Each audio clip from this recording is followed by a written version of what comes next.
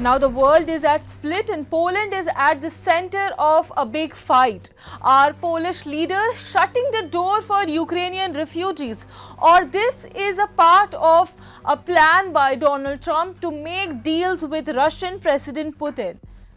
Nationalist Polish politicians are angry, claiming Ukrainians will soon take over their parliament. However, others argue that this is merely fear, not fact, and Poland's new president, Karol Nawrocki, might be following Trump's lead.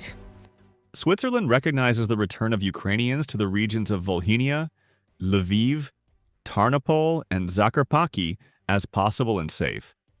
People from these regions will not be receiving refugee status. In Poland, we should also limit privileges and start a policy of returning guests. The trouble started with a Ukrainian news story about a possible change in Poland's law for Ukrainians. Right now, foreigners need to live in Poland for at least 5 years to get a permanent stay permit, then 3 more years to apply for citizenship, which lets them vote. The new idea would stretch those 3 years to 10. Some Ukrainian reports said that this could lead to Ukrainian in Poland's parliament. This got twisted online, making people think Ukrainians would get special seats in parliament. My opinion, I believe it was crucial that Poland also has the ability to use certain provisions, radical provisions, but which are contained in the European treaties. And due to internal and external security, we have the right to refuse the implementation of various projects, including relocations. So there are these 2 reasons. First, everyone accepted my argument that Poland is not a place where anyone will be sending migrants, especially in the context of well over 1 million refugees from Ukraine. But when the war eventually ends in Ukraine, even when this migration pressure decreases, as I have said, Poland will not participate in the relocation mechanism. Nationalist politicians went wild. Politicians of Poland posted on Facebook that the Parliament of Poland is not for foreigners with big demands. Stop giving Ukrainians citizenship. They want to stop giving Ukrainians citizenship altogether, but Poland's government says there is no plan to give Ukrainians any special privilege. The Interior Minister explained the citizenship needs Polish language skills, a job, a home, and no trouble with the law. So the hybrid war that Russia and Belarus have waged against us at the border, the migration pressure organized by Lukashenko, this is a different type of pressure than that from the Mediterranean side.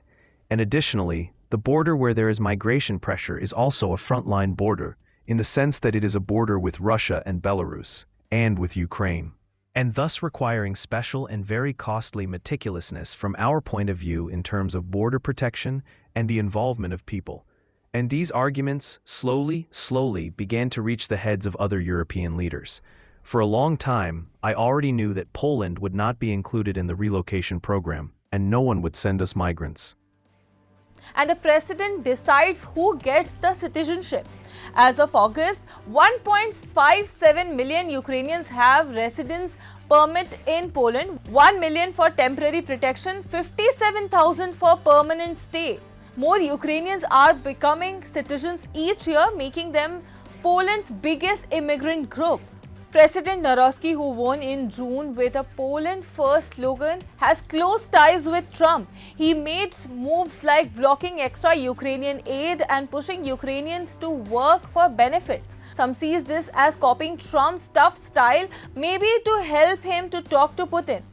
Karol met Trump in September and they got well. Critics now think that Nawrocki's action could weaken support for Ukraine helping Russia. Others, like Prime Minister Donald Tusk, says Poland still supports Ukraine. Tusk promised 2 billion euros more in weapons last week. Maybe Ukrainians, 80% in polls, want citizenship to build new lives, not just to take over. The fight in Poland shows how fast fears can spread when news gets mixed up. With winter coming, will Poland keep helping Ukrainians, or will Nawrocki and Trump's shadow change the game? Kyiv is watching and so is Putin.